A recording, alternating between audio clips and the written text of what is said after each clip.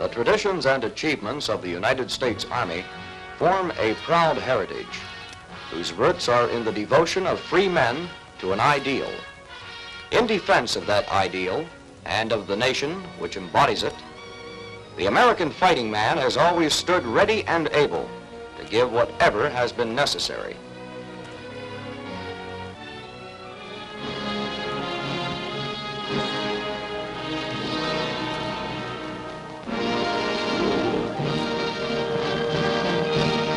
Our country is good to look on.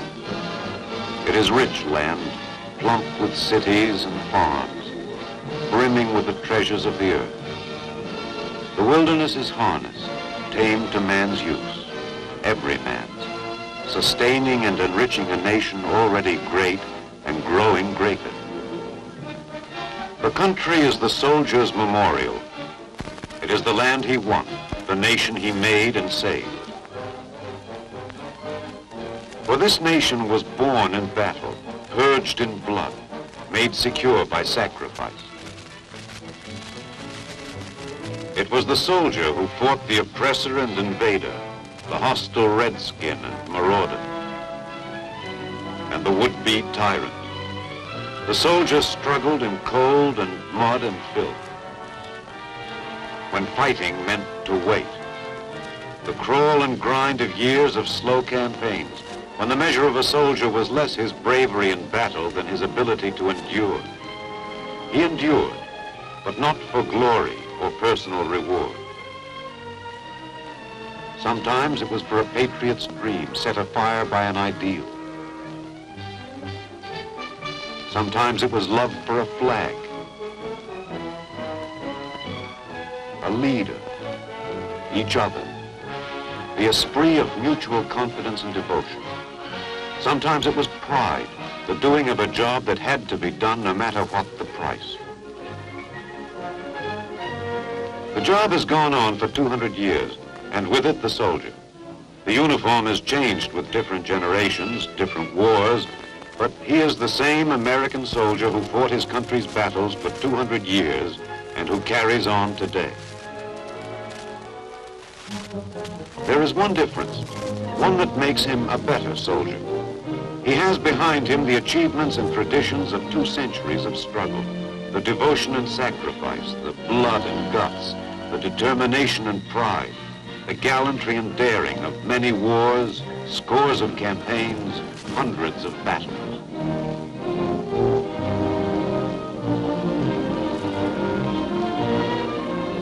The first soldier worthy of the name was the colonial militiaman. From plow and forge, workbench and desk, he rallied to the cry of danger. From these militia forces, the American Army was born. It wasn't much of an army. These men were green, undisciplined, untried in the rigors of war. Their weapons were clumsy, but they had a marksman's eye. They would fight to be free from oppression. And they had a leader, a great and dedicated man. A rock of courage, steadfast and firm. Following him, the Army plunged into the longest war in its history. There were disastrous battles and defeats. Long Island, White Plains, Brandywine,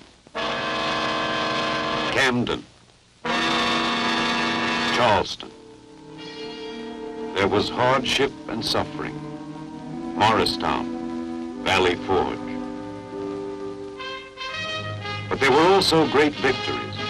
Trenton, Princeton, Saratoga, Kings Mountain, Cowpens, Yorktown. And the greatest prize of all, liberty.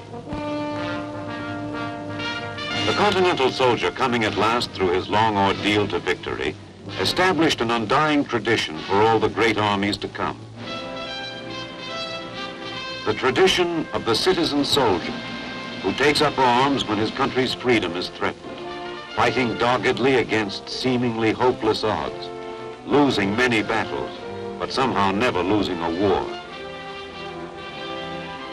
By his victory over the professional soldiers of the greatest empire of the day, the American had proved to the world and to himself that he was a first-class fighting man. He had shown great gifts of stamina and courage. He had found in times of grave need, he could produce great leaders to help him.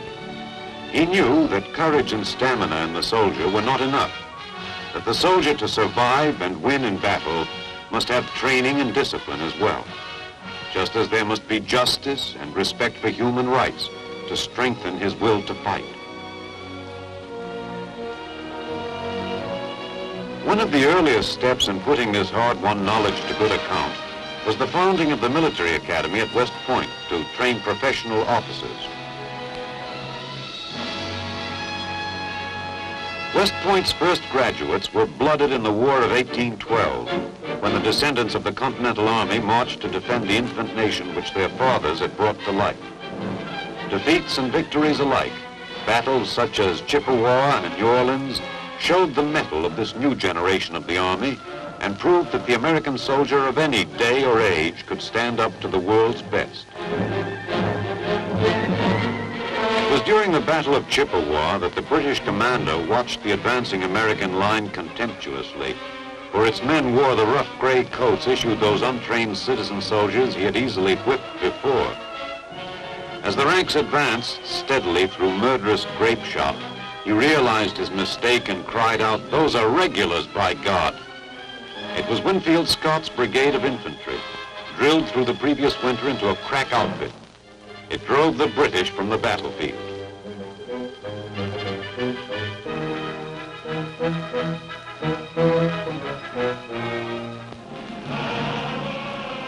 The Revolutionary War gave us a flag. The War of 1812 gave us a song, our national anthem. The foreign foe was banished from our shores forever. But the Army still had work to do.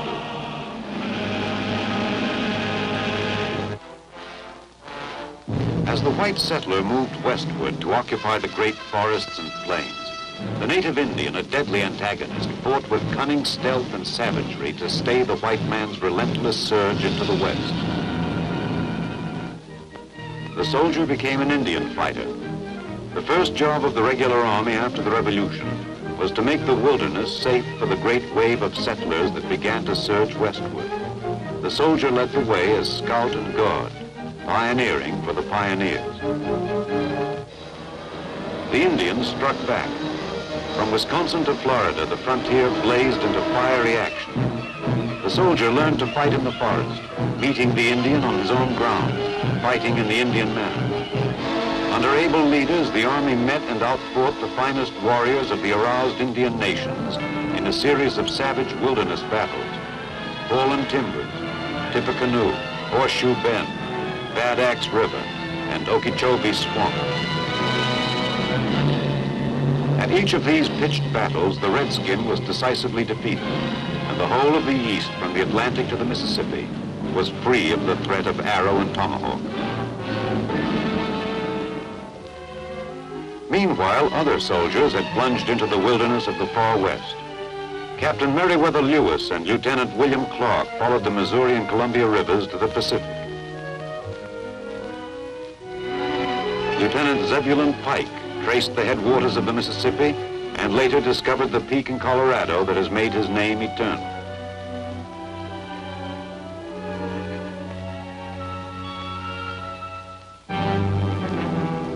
Shortly after Texas had been annexed by the United States, a dispute arose with Mexico over the boundary between that country and Texas. War between the United States and Mexico erupted as a result.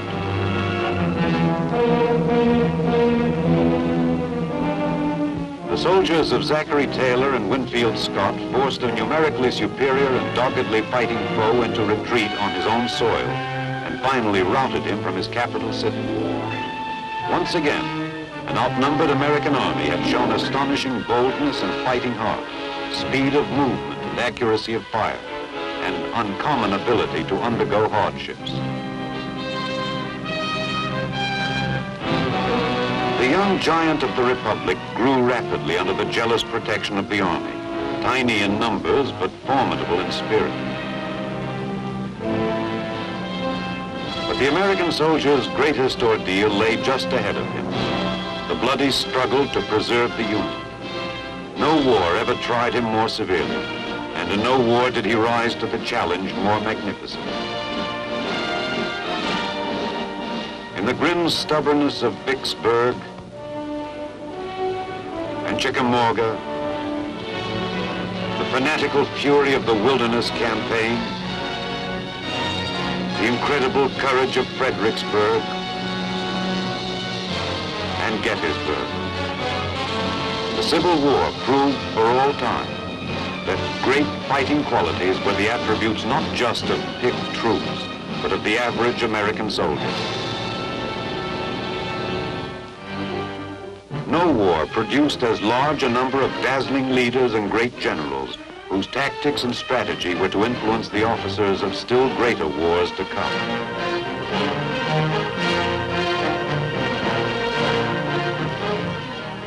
No war had produced as many feats of valor, for which Congress devised a new and supreme award, the Medal of Honor. Other precedents were made, other traditions created. One of the first large-scale combined operations between Army and Navy was carried out successfully when the Federal fleet joined with the Union Army to clear the Mississippi River of Confederate control. Finally, the bloody Civil War was over. The great armies vanished overnight in demobilization. But for the tiny army that was left, numbering only 38,000 men in 1866, depleted to 20,000 by 1878, for this army a far older Civil War still went on. A bitter, dogged conflict that could truly be called 100 years' war. The war between Indian and white man. Neglected during the war between the states, the Indians beyond the Mississippi had become bolder and stronger. 300,000 braves roamed the mountains and plains of the far west, murdering, pillaging, and terrorizing the settler at will.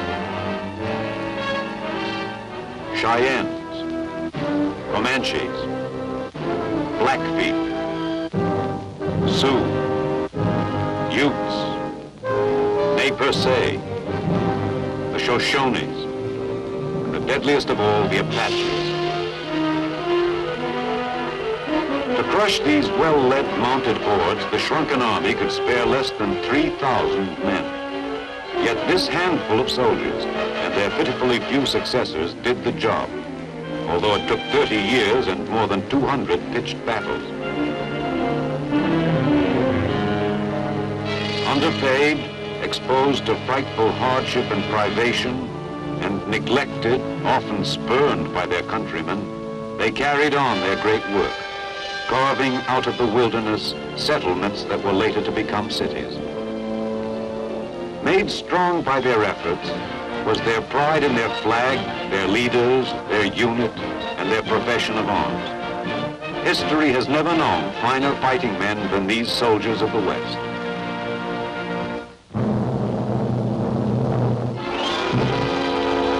When the crisis of the Spanish-American War rushed upon us suddenly, public neglect of the Army cost heavily, as it always has. The large force of citizen soldiers that was rushed to Cuba paid a heavy price for skimpy training and equipment. But the volunteers had fighting zeal. The expeditionary force that was built up around the small but highly trained regular army quickly liberated Cuba from the grip of Spanish tyranny. During the Battle of San Juan Hill at Santiago, Cuba, 1 July 1898, Lieutenant John H. Parker, in command of the Gatling gun detachment, moved his men and guns abreast of the infantry and opened fire. Parker believed that his guns, which normally played a defensive role in battle, could be of decisive importance in the attack by giving fire superiority to the infantry when most needed. This was the United States Army's first use of close support machine guns in the attack, and was a decisive factor in the capture of San Juan Hill.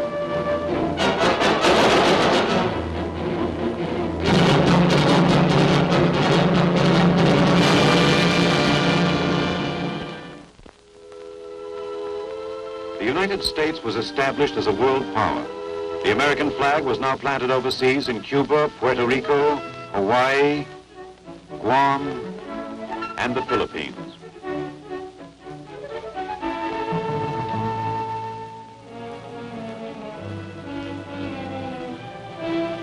As usual, it was the Army, again drastically reduced in size, that was called on to keep the peace and build up these lands, to defend American lives and property as far away as China. These grueling, seemingly endless police actions scattered the Army's slender strength halfway around the world. But always the soldier was builder and healer as well as policeman. He finished one of the construction marvels of the century, the Panama Canal. He discovered the cause of the tropical scourge of yellow fever and waged a successful war to stamp it out. He came to the rescue and succor of the distressed civilian population during such great catastrophes as the San Francisco earthquake, the Mississippi floods. But above and beyond everything else, he was his country's shield when the country was in peril.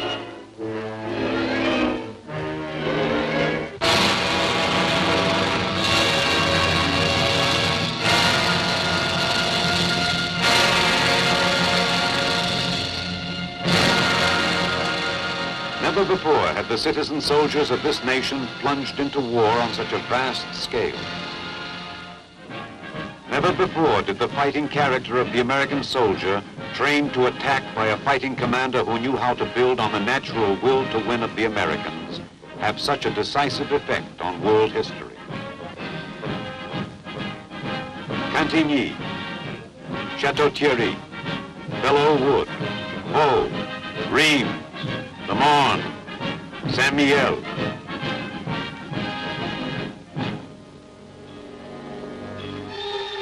Meuse-Argonne.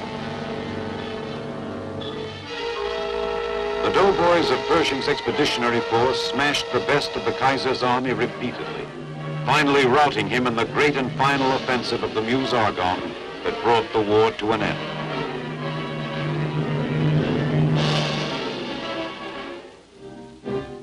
Pershing proved, despite the skepticism of allied military leaders, that American military genius is built around a war of fire and movement, that victory lies in attack.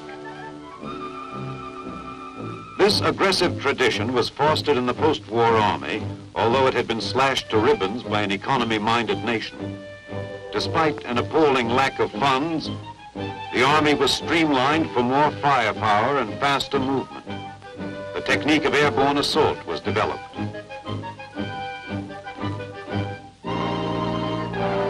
The Garand semi-automatic rifle became the basic infantry weapon. The self-propelled gun appeared. The Jeep.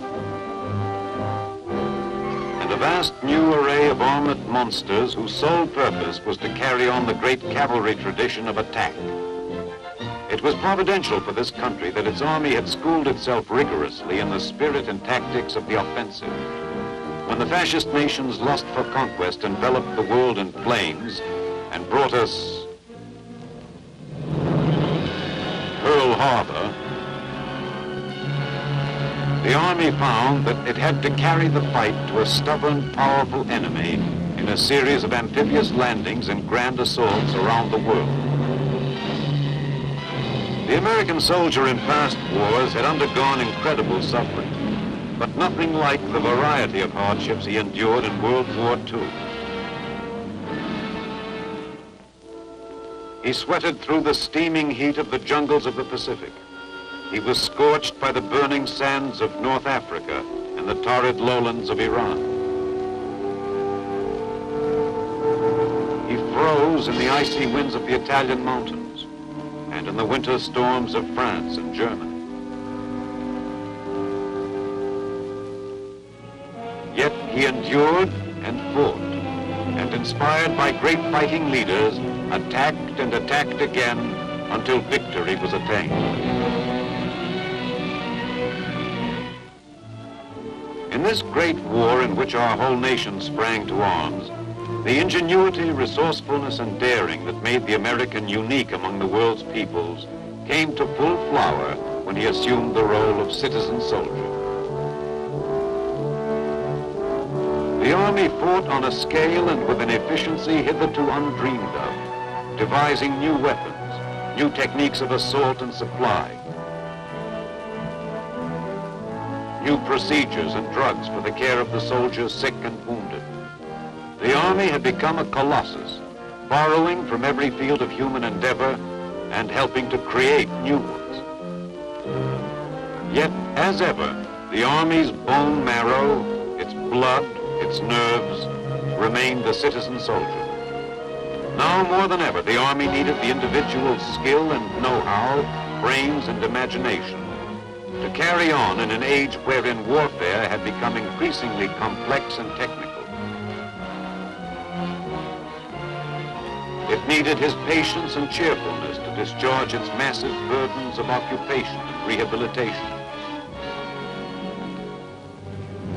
But above all else, it needed his fighting heart. When a new menace to peace erupted, when communist imperialism stabbed into South Korea in 1950, it was the American soldier who, despite great suffering, held the enemy at bay. It was the American soldier whose heroic actions threw the aggressor back across the border. Korea confirmed the eternal qualities of the American soldier.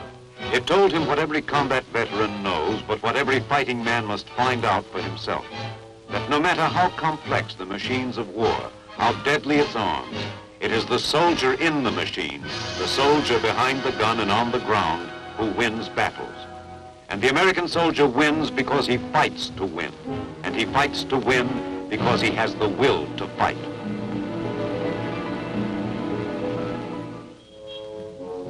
This spirit echoes in the mottos and fighting cries of 200 years. I'll try, sir. Brave rifles, you've been baptized in fire and blood and come out steel.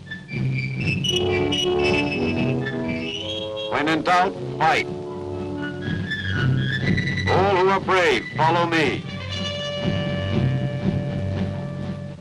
Keep up the fire. Lafayette, we are here. Follow me. Withdraw, hell, we'll attack. It is one of the Army's oldest traditions to recognize this fighting heart. It is hallowed since the days George Washington founded the Order of the Purple Heart. It was generously carried on in Korea, in citations and decorations, in the award of battlefield commissions, in the constant reminder to every soldier that, like so many great leaders of past and present, he too has unlimited opportunity to rise from the ranks. Today, the American soldier is under arms on every rampart of the free world. Never was the burden on him heavier, the threat graver, and never was he stronger, never more invincible. For at his side stand the ghosts of countless legions of American citizens turned fighting men, whose answer to peril and hardship was fight, fight to win.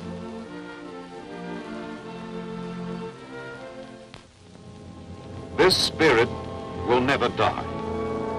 The accomplishments and traditions of American soldiers have made it immortal. Our Army, our country, our nation are their eternal monument.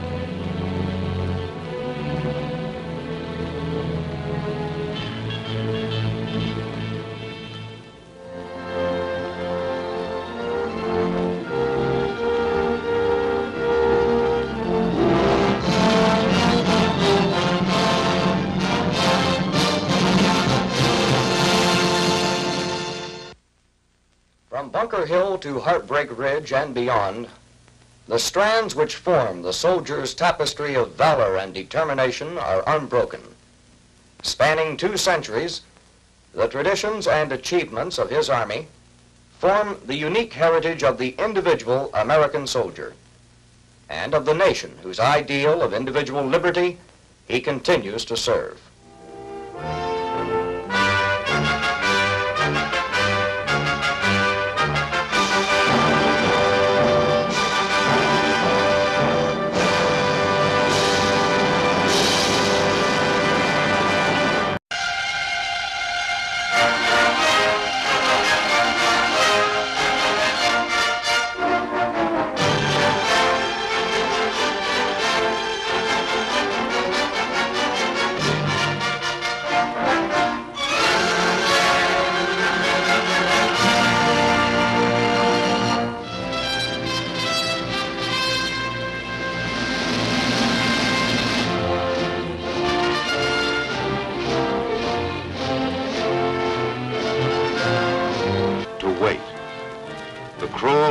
kind of years of slow campaigns, when the measure of a soldier was less his bravery in battle than his ability to endure. He endured, but not for glory or personal reward. Sometimes it was for a patriot's dream set afire by an ideal. Sometimes it was love for a flag, a leader, each other, the esprit of mutual confidence.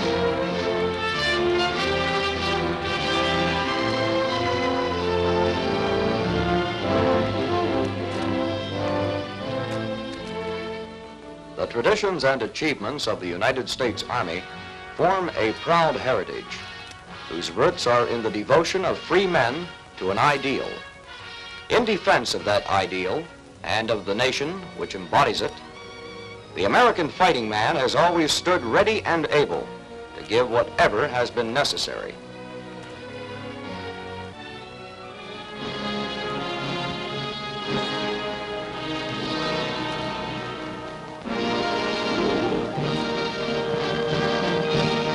Our country is good to look on. It is rich land, plump with cities and farms, brimming with the treasures of the earth. The wilderness is harnessed, tamed to man's use, every man's, sustaining and enriching a nation already great and growing greater. The country is the soldier's memorial. It is the land he won, the nation he made and saved. For this nation was born in battle, purged in blood, made secure by sacrifice. It was the soldier who fought the oppressor and invader, the hostile redskin and marauder, and the would-be tyrant. The soldier struggled in cold and mud and filth, when fighting meant